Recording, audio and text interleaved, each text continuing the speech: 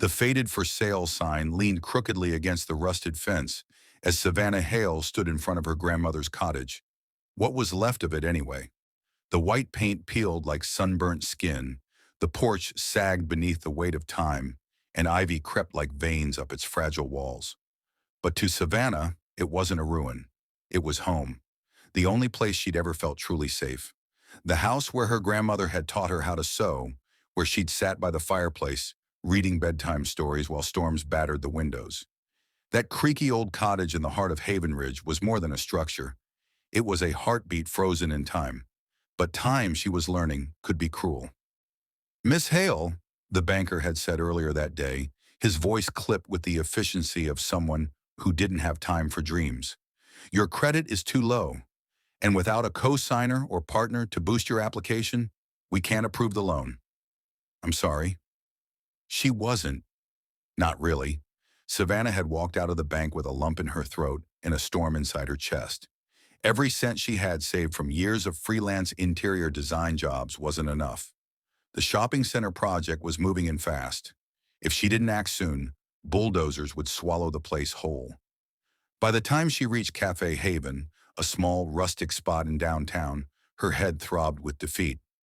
She slid into the booth across from her best friend Harper and dropped her phone on the table like it weighed 100 pounds. "Bad news?" Harper asked, already knowing the answer. Savannah laughed bitterly. "Worse. The bank said no. I need a miracle, or a co-signer with 6 figures and no conscience." Harper sipped her latte and leaned in, eyes gleaming with playful mischief. "You know, I've heard of people doing fake marriages to get stuff like this approved." Savannah blinked. "Excuse me? I'm serious. You marry someone on paper, they have good credit, it checks all the boxes, you get the loan, and then poof, divorce. Clean break." Savannah scoffed. "Yeah, because nothing says integrity like marriage fraud." "I'm not saying do it," Harper said, shrugging. "Just funny how society works. People lie to banks all the time. You're trying to save a piece of your past." Savannah stared into her untouched coffee, her thoughts swirling faster than the cream. She would never fake something as sacred as marriage, right? But then she heard the deep, low voice from the table behind them. Smooth, crisp, confident. "Marry me instead." The voice was calm, almost casual, but it sliced through Savannah's chest like a knife through silk. She slowly turned and locked eyes with a man she had only seen on the news or magazine covers. Elliot Grayson. Blue-eyed, sharp-jawed. Every bit the billionaire recluse the city gossiped about.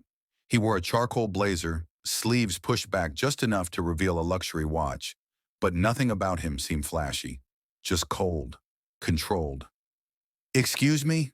Savannah choked out. He stood and walked over, a measured step that carried the weight of someone used to getting what he wanted. "You said you need a fake marriage. I need a wife. It seems convenient." Savannah and Harper exchanged glances. "Are you joking?" Elliot's eyes didn't flinch.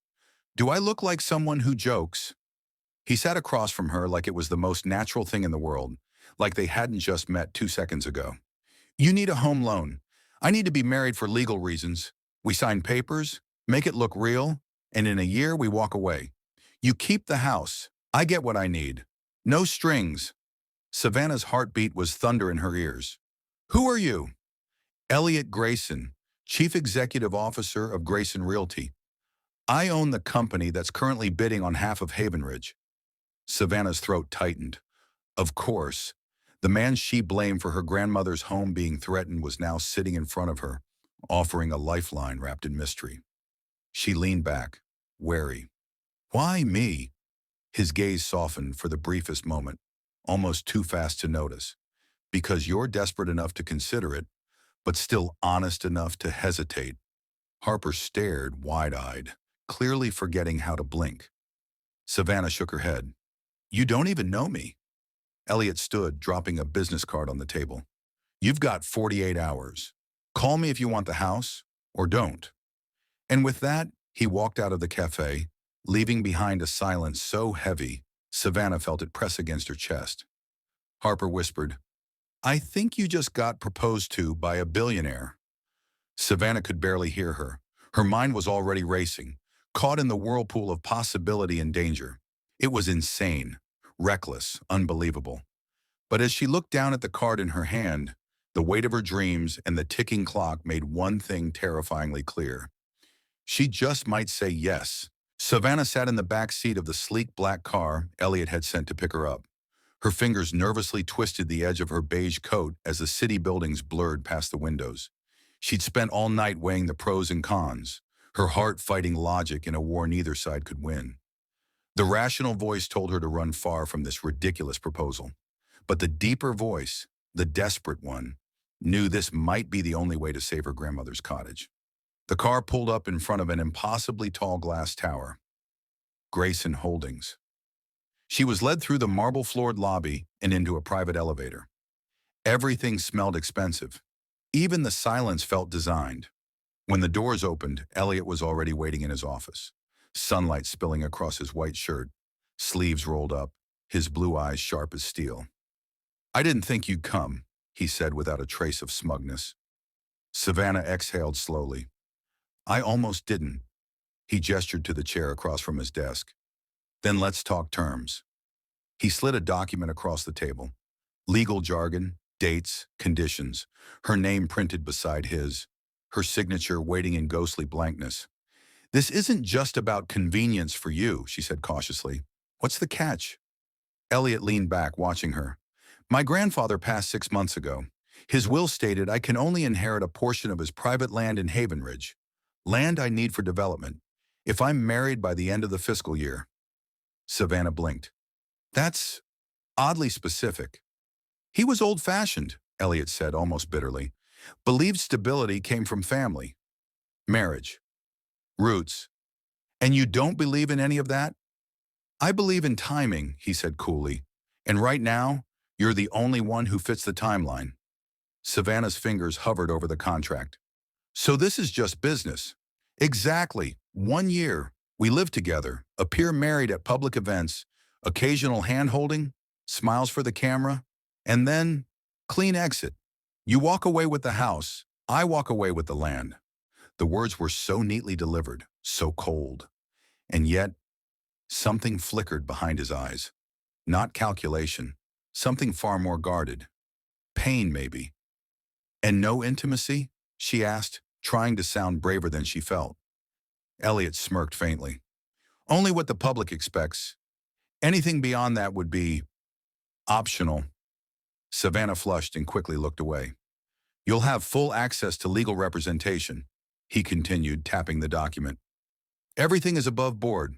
I may be a lot of things, Miss Hale, but I'm not a liar." His words settled like smoke around her. She didn't trust easily, not after being let down by so many. Her parents, old boyfriends, even distant family who vanished after the funeral. But this man, his honesty was so blunt it almost felt like a lie, or maybe just too rare to believe. "What's your secret, Elliot?" she whispered, more to herself than to him. He looked up sharply, something unreadable flashing in his gaze. "You don't want to know." Before she could second-guess herself, Savannah picked up the pen. Her heart thundered in her ears. 1 year, that was all. She could do this. She had to do this. With a shaky breath, she signed her name. The moment the ink dried, Elliot rose and extended his hand. "Congratulations, Mrs. Grayson." Her skin tingled as their palms met, his touch cool, firm, and far too steady compared to the chaos inside her. "We'll need to start planning immediately," he said. "Our first public appearance is this Friday at the Haven Ridge Charity Gala. You'll need a dress." "A what?" He offered a wry smile. "You didn't think I married women in silence, did you? This has to look real. Paparazzi, social media, investors, they're all watching." Savannah stood, her stomach flipping. "I'm not used to pretending." "Neither am I," he said, his tone darker now. "But we don't have the luxury of being ourselves." As she stepped toward the elevator, Elliot called after her. "Oh, and Savannah?" She turned. "You're not allowed to fall for me." She laughed once dryly. "Don't worry, you're not exactly my type." But as the elevator doors closed between them, she caught her reflection in the mirrored walls, flushed cheeks, wide eyes, a strange heat blooming under her skin. What had she just done? What had they just begun? Neither of them knew that the foundation they were building wasn't just made of paper and plans, but of secrets buried deep in the past. Secrets that would shake everything they thought they knew. The elevator doors opened to Elliot's penthouse. Glass walls, sleek gray furniture, not a speck out of place. The skyline of Haven Ridge glistened behind the windows like a painting. Savannah stepped inside with a single suitcase, suddenly feeling like a smudge in a gallery of perfection. "Your room is down the hall, second on the left," Elliot said as he removed his tailored jacket and hung it with mechanical precision. "There's an intercom if you need anything." She gave a polite nod, toeing off her boots. "No welcome champagne? No dramatic sweep me off my feet moment?" He raised an eyebrow. "This isn't a rom-com, Savannah." She smirked, trying to hide her nervousness. "Shame. I had the soundtrack picked out." The first few days were like walking on broken glass. Savannah's art supplies exploded across the marble countertops. Paints, pencils, swatches of fabric. Elliot's jaw would twitch each time he passed the chaos. In return, she rolled her eyes every time he straightened her sketches into neat little stacks. But the tension wasn't all bad. It buzzed under the surface, electric and unpredictable. There were moments, stolen glances in the kitchen, brushing past each other in the hallway, when the air between them felt like it could snap. Then came the small discoveries. Savannah was painting one afternoon, earbuds in, humming as she blended strokes of seafoam green into the canvas. She didn't realize Elliot had returned early from work. He stood in the doorway, watching silently. Her voice was soft, wistful, not perfect, but real, honest. She startled when she noticed him. "Were you watching?" Elliot stepped forward slowly. "You sing." She blushed. "Not professionally. It helps me focus." He didn't say more, but he didn't leave either. He just stayed, listening. That night, she found a brand new set of watercolor brushes on her desk, untouched and wrapped with a silver ribbon. But it wasn't one-sided. Savannah noticed things too. Every Saturday morning, before sunrise, Elliot left without a word. At first, she assumed it was business, but curiosity got the better of her. One morning, she followed him. He went to a children's hospital in the poorer part of town, dressed casually, slipping past the nurses with practiced ease. She watched from afar as he knelt beside a girl with a bandaged head, reading from a worn-out picture book. The way he smiled, so unguarded, so heartbreakingly soft, made her chest ache. That night, when he returned home, she said nothing, just smiled and handed him a cup of tea. He paused. "You know," Savannah looked at him quietly. "I won't tell." Elliot nodded once. There was something in his eyes that night, a flicker of trust, of vulnerability. But just as the ice began to thaw, the line between fake and real trembled. They were invited to a gala by one of Elliot's business partners. "It's important we appear convincing," he'd said. "They're traditional. A happy couple helps seal the deal." Savannah wore a navy blue gown that hugged her in all the right places. Her red lipstick glowed under the chandeliers. Elliot looked at her like he hadn't seen her before. The night went smoothly until the slow dance. He took her hand without hesitation, pulling her into him as the music floated through the ballroom. She fit against him too easily. His palm rested lightly at her waist, and her breath caught as his thumb absently traced slow circles on her back. Her heartbeat betrayed her, and when she looked up into his piercing blue eyes, just inches from hers, something unspoken passed between them. Elliot's hand moved to her cheek. For a moment, she thought he might kiss her. Instead, he whispered, "We should go." In the car, silence thickened. Her skin still tingled from his touch. She turned to him. "What just happened?" He looked out the window. "Nothing." Savannah's chest tightened. "Don't do that. Don't act like I imagined it." His voice was colder now. "It was part of the performance." "Was it?" He didn't answer. Back at the penthouse, he disappeared into his room, door clicking shut like a verdict. Savannah stood alone in the living room, the city lights dancing behind her like ghosts. She touched her lips. They hadn't kissed, and yet it felt like something inside her had. Real emotions were rising in a world built on pretend. And while Savannah's heart was beginning to tip toward him, Elliot was pulling away, haunted by something she couldn't yet see. something that made him believe he didn't deserve to be loved back. Savannah had just started to believe in the dream, believe that maybe, just maybe, their paper marriage was growing roots. The way Elliot looked at her sometimes, like he saw through every wall she'd ever built. The late-night conversations over tea, the quiet moments where words weren't needed, they felt real. But reality, cruel and uninvited, came in the form of 6-inch heels and designer perfume. Veronica Lang. She swept into Elliot's office like a storm with lipstick. Tall, poised, and dangerous, she was the kind of woman who turned heads and knew it. Savannah arrived to drop off Elliot's forgotten folder, only to freeze at the door as Veronica leaned across the desk with a smirk. Well, well, Veronica drawled, her tone sweetly venomous. So you're the reason Elliot's been hiding. Savannah swallowed. I'm his wife. Veronica laughed softly. Legally, sure. Emotionally, not even close. Elliot's jaw clenched. Veronica, this isn't the time. She turned to Savannah, eyes gleaming. Let me give you a piece of advice, sweetheart. Elliot Grayson always runs when things get too real. I should know. I wore the ring he designed himself. And I watched him vanish the second love got messy. Savannah's chest tightened. She didn't respond, just handed Elliot the folder and walked out with her head held high. Barely. That night, everything changed. Elliot became a ghost in his own home. The warmth in his voice turned to polite detachment. No more shared dinners. No soft conversations by the window. Just silence and space. Savannah tried to tell herself it was temporary, but then came the phone call. She wasn't trying to eavesdrop. She simply walked into the hall to grab her sketch pad and heard Elliot's low voice from his office. The door was cracked just enough. I don't care if the terms say a year, he said. Start the process. I want the dissolution prepared. Quietly. Savannah's heart dropped. Dissolution. Of their marriage. Of everything. She returned to her room, shut the door, and let the silence devour her. By morning, her suitcase was out, half packed. Her hands moved on autopilot, folding clothes with numb fingers. She paused only when she reached for the last thing in her nightstand, a sketch of the cottage she'd made weeks ago. It slipped from her grasp, and when she knelt to pick it up, something else caught her eye. A photo, yellowed with age, tucked between the sketchbooks.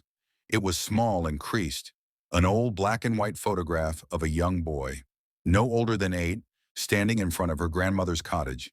His hair was darker then, but those eyes, icy blue, full of quiet sadness, were unmistakable. Elliot. Savannah sat back slowly, breath catching. Why had he never told her? He'd been there before. He had known the cottage, known her grandmother's home. Their paths had crossed long before fate, or contracts, ever brought them together. Questions exploded in her chest. Why hide it? Why now?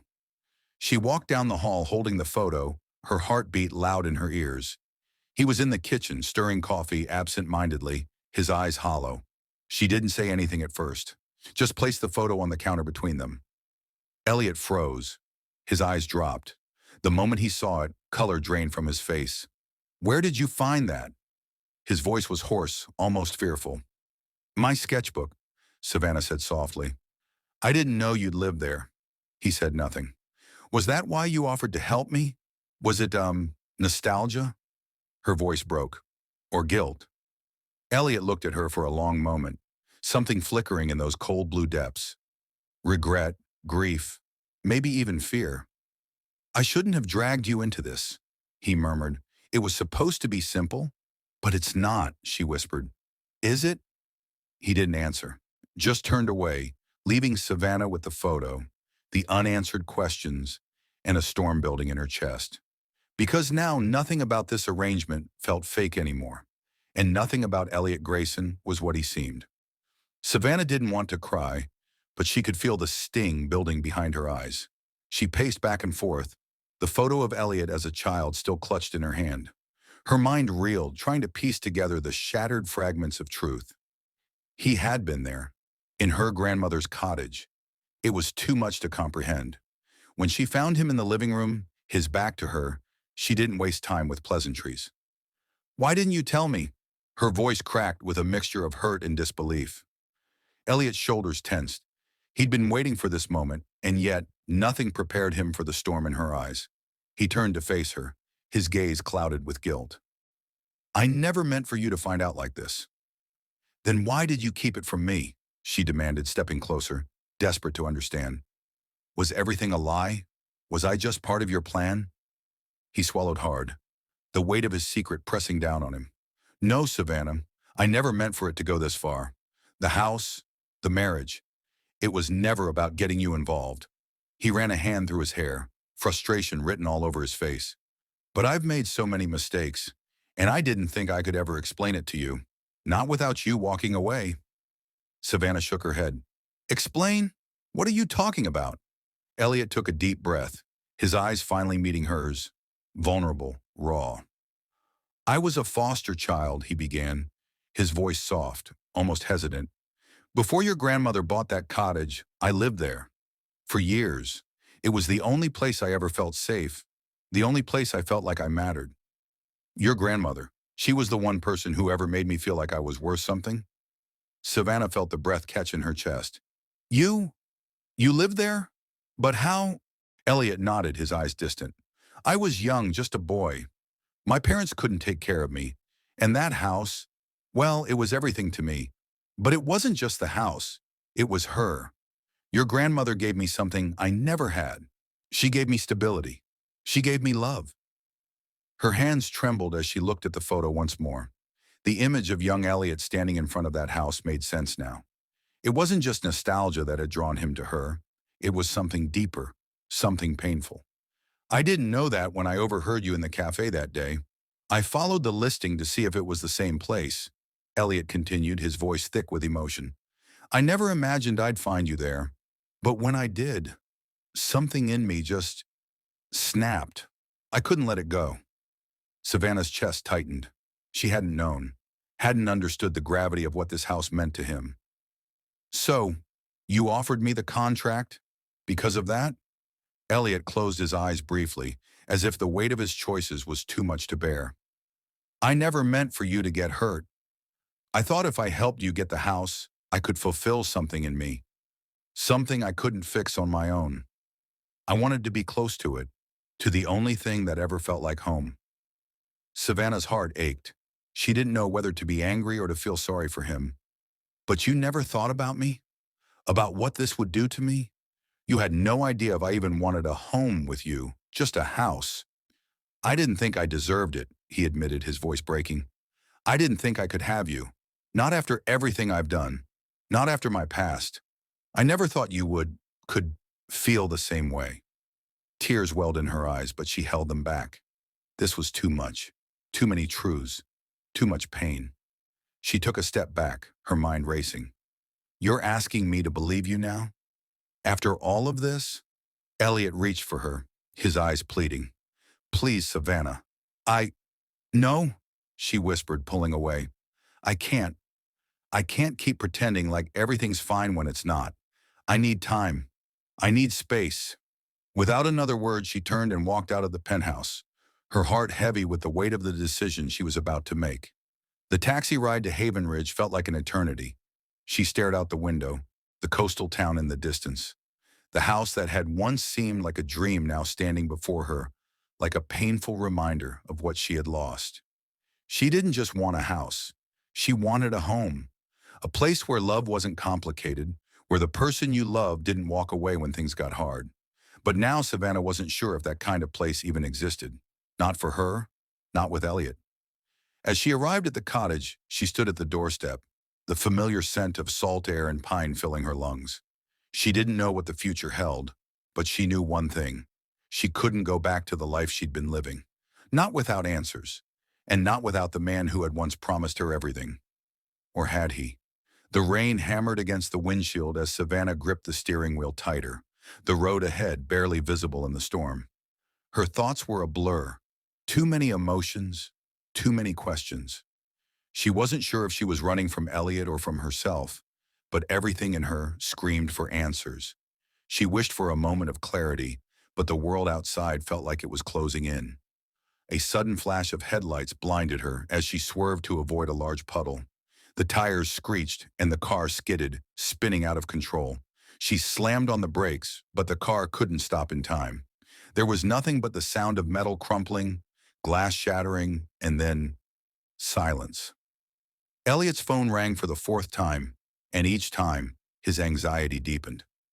Savannah hadn't responded to any of his calls or texts, and he was growing frantic. It was nearly midnight. He'd tried to call her over and over since she'd left. Where was she? Why hadn't she answered? He stood up from the desk and grabbed his coat, his heart pounding. I can't wait any longer. Without a second thought, he got into his car and drove, his mind focused only on Savannah. He had to find her. He didn't know what else to do. Hours passed and the rain didn't let up. The road to Haven Ridge was treacherous, but Elliot pushed forward, his eyes scanning for her car. The storm had worsened and visibility was near zero. Every minute felt like an eternity. At the hospital, Savannah's face was pale, her body bruised and battered from the crash. She lay unconscious in the emergency room, connected to various machines that beeped steadily. Her breathing was shallow, but she was alive. Elliot arrived, drenched and frantic. He rushed through the hospital doors, his heart beating in his throat. A nurse stopped him as he tried to make his way to Savannah's room. Who are you? The nurse asked, eyeing him cautiously. I'm her husband. I need to see her. Elliot's voice cracked as the words left his mouth. He didn't care if it sounded too quick, too impulsive. He needed to be there. The nurse stepped aside and Elliot entered the room. His breath caught in his throat when he saw Savannah lying there, her body motionless, her face bruised but beautiful. It felt like the world had stopped. The pain of seeing her like this was unbearable. He wanted to shout, to beg for forgiveness for not being there when she needed him.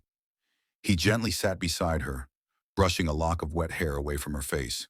Savannah, he whispered, his voice breaking. I'm so sorry. I should have never let you leave like that. Hours later, Savannah stirred. The haze of sleep lifted, and she opened her eyes, blinking as she tried to focus. The first thing she saw was Elliot, his eyes red-rimmed from exhaustion and guilt.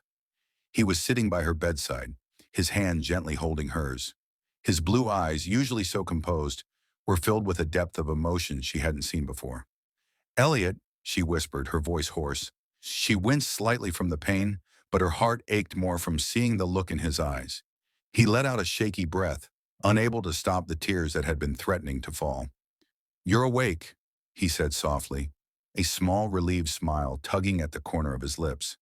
Thank God. She blinked, taking in his appearance. What happened? She asked weakly.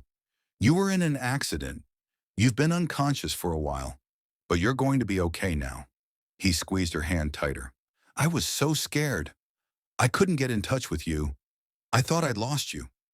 Savannah tried to sit up, but the pain was too much, and she winced, closing her eyes.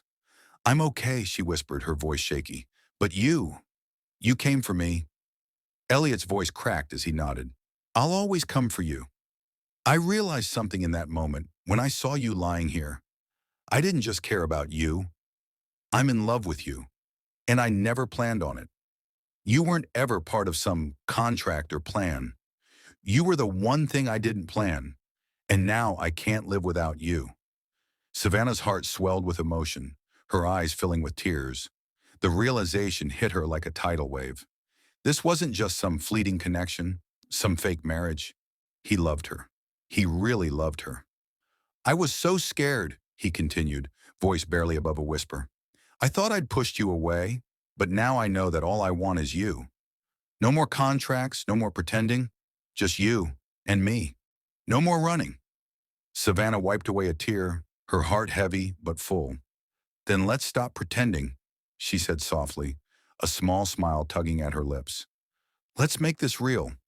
All of it. Elliot's breath caught in his chest, and for the first time in what felt like forever, he allowed himself to feel the weight of the moment. He leaned forward, brushing his lips against her forehead in a tender kiss.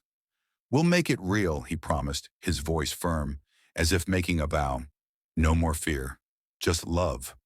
Savannah closed her eyes, letting the peace of that moment wash over her.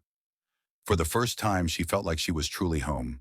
Months had passed since that stormy night in the hospital, and in the quiet coastal town of Haven Ridge, things had changed. The cottage that had once seemed like nothing more than a crumbling dream had been restored, piece by piece. Savannah's vision had shaped every room, every corner, her creativity and passion weaving through every brick and beam. And beside her, Elliot had poured his resources into making it happen, believing in her vision and in their future. The transformation wasn't just about the house. It was about them, about the life they were building together. A house, once a symbol of desperation, had become a home, filled with warmth and love. Savannah had designed a beautiful garden around the cottage, a mix of wildflowers and sculpted hedges that made the space feel alive. Elliot, ever the perfectionist, had built a sturdy wooden deck out back, perfect for lazy summer evenings. The day had arrived. The sun shone brightly over the green hills of Havenridge, casting a warm golden light over the gathered guests. The small ceremony took place beneath the weeping willows that stood like sentinels behind the cottage. Their long, drooping branches swayed gently in the breeze as Savannah stood beside Elliot, her heart racing. She was no longer wearing the casual dress she'd first met him in. Today, she wore a simple yet elegant gown, her golden hair loosely styled to frame her face. Elliot, looking dashing in his tailored suit, stood by her side, his piercing blue eyes locked on hers. Their vows were no longer words read off a piece of paper. They were the promises they had made to each other over the months. Elliot's voice was steady, but his hands trembled as he took her hand in his. "Savannah," he began, his words breaking through the silence.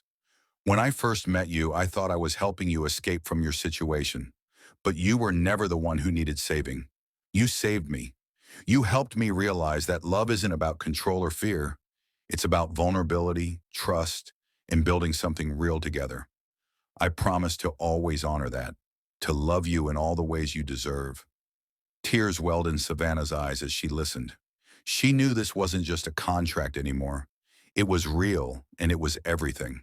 Her heart swelled with emotion as she looked into his eyes, the man she had come to love, the man who had become her home. "I used to think I was alone," she said, her voice strong despite the tears. "But then I met you. And now I know that love doesn't have to be perfect. It just has to be real. I promise to build with you, to heal with you, and to always choose you." As they exchanged rings and kissed, the crowd cheered, and in that moment, everything felt right. Veronica, standing in the back of the crowd, watched with a soft sigh.